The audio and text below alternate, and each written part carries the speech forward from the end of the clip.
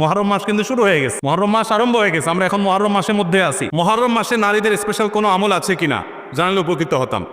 মুহররম মাসে পুরুষদের জন্য যে আমলগুলো আছে, আমাদের মা বোনদের জন্য একই আমল আছে, মা বোনদের জন্য আলাদা কোনো আমল নাই।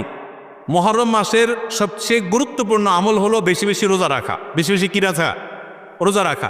নবী করিম সাল্লাল্লাহু আলাইহি সাল্লাম বলেছেন, আফদালুস সিয়ামি বা'দা রমাদান শাহরুল্লাহিল মুহররম। আল্লাহর কাছে রমজানের পরে নফল রোজার জন্য সবচেয়ে আদর্শ এবং শ্রেষ্ঠ মাস হলো মুহররম মাস। এই জন্য ভাই মুহররম মাসে বেশি বেশি নফল রোজা রাখার চেষ্টা করতে হবে। বেশি বেশি তো দূরের কথা, অনেকে একটাও রাখতে পারেন না, অন্তত 2-4টা হলেও রাখার চেষ্টা করবো ইনশাআল্লাহ। মুহররম মাস কিন্তু শুরু হয়ে গেছে, মুহররম মাস আরম্ভ হয়ে গেছে। আমরা এখন মুহররম মাসের মধ্যে আছি। সম্মানিত মাসের মধ্যে সম্মানিত 4টা মাস আছে, এর ভিতরে সবচেয়ে শ্রেষ্ঠ হলো এই মুহররম মাস, বছরের প্রথম মাস, হিজরি বর্ষের। অতএব এই মাসের প্রধান আমল হলো বেশি বেশি নফল রোজা রাখা। দ্বিতীয় আমল হলো মুহররমের 10 তারিখ আশুরা, এই আশুরা উপলক্ষে 2টা রোজা রাখা। 9 আর 10 রাখলে বেশি উত্তম, আর না হলে 10 আর 11 এই 2টা রোজা রাখা নারী পুরুষ সকলের জন্য সুন্নাহ। নারীরা যদি মাসিক অবস্থা না থাকেন তারা রাখবেন না, মাসিক অবস্থা না থাকলে তারা রাখবেন না।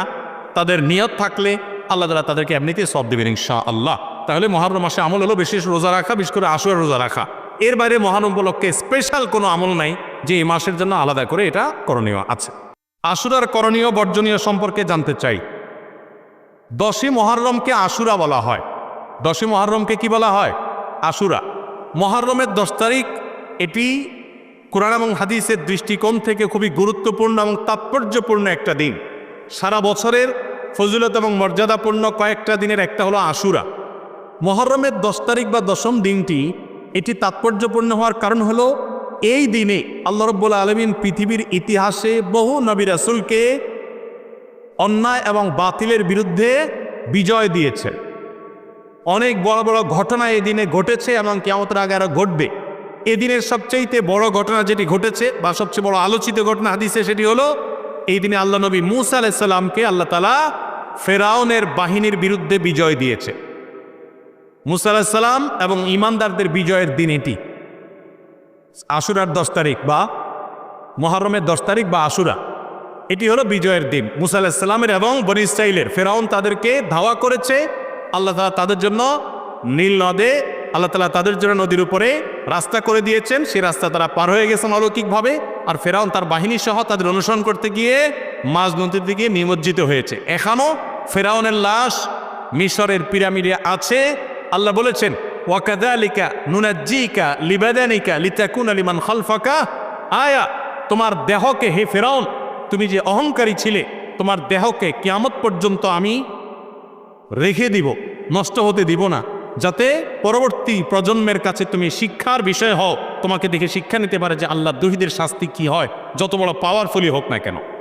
তো যাই হোক, সেই আশুরা হলো মুহররমের এই 10 তারিখ। সেই আশুরা, এটার সাথে মূসা আলাইহিস সালামের বিজয় জড়িত, ফেরাউনের পরাজয় জড়িত, হক এবং বাতিলের দ্বন্দ্বের মধ্যে চূড়ান্ত এবং শেষ বিজয় হকের হয়।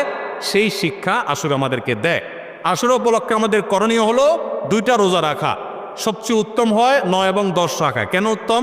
কারণ নবী করিম সাল্লাল্লাহু আলাইহি সাল্লাম যে বছর ওয়াফাত হয়েছে তিনি বলেছেন, যদি আমি আগামী বছর বেঁচে থাকি লা আসুমান্না তাসিআ ওয়াল আশির, তাহলে আমি 9 এবং 10 জিলহজের এই 2 দিন রোজা রাখবো। এই জন্য 9 তারিখ আর 10 তারিখ রোজা রাখা উত্তম।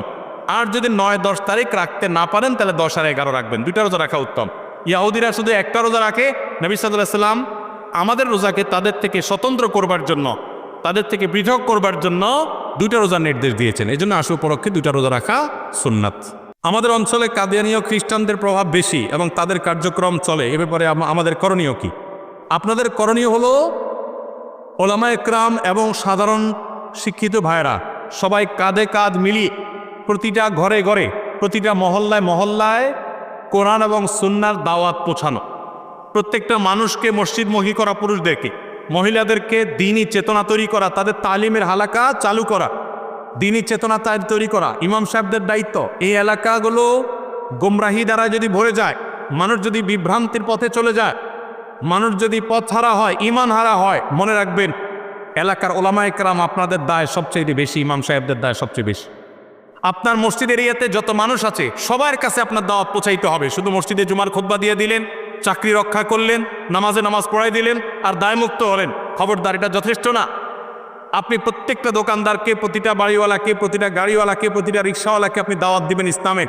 ইসলামকে এটা বুঝাবেন, ষড়যন্ত্র কি চলছে সেটা বুঝাবেন। সামান্য কিছু টাকার কাছে যেন ইমান বিক্রি না করে। খ্রিস্টানরা তারা চক্রান্ত করে আমাদের সরল মনা মুসলমানদেরকে টাকা পয়সার লোভ দিয়ে বেঈমান করছে। ক্যাডারিরা তারা বিভিন্ন সুযোগ সুবিধার অফার দিয়ে আমাদের সরল মনা মুসলমানদেরকে বেঈমান করছে। মুসলমানকে শিক্ষা দিতে হবে যে পৃথিবীর সমস্ত সম্পদের বিনিময়ে তোমার ইমান বিক্রি করা এটা তোমার সাজে না।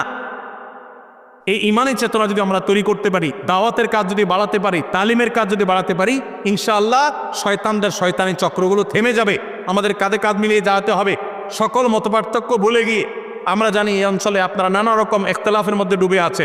আপনি মুসলমান ভাই, আহলে সুন্নাত ওয়াল জামাত ভাই, কাঁধে কাঁধ মিলান। সে যে চিন্তার হোক, যে মতাদর্শের হোক, আপনার সাথে হাজার ইখতিলাফ থাকুক, ইসলামের দাওয়াতের কাজে আপনি তার সাথে কাঁধে কাঁধ মিলিয়ে কাজ করেন আর বিরুদ্ধাচরণকারীদের বিরুদ্ধে দাঁড়ান, না হলে এলাকাকে বাঁচাতে পারবেন না। আল্লাহ আপনাদেরকে সেরকম শক্তি এবং সামর্থ্য দান করুন।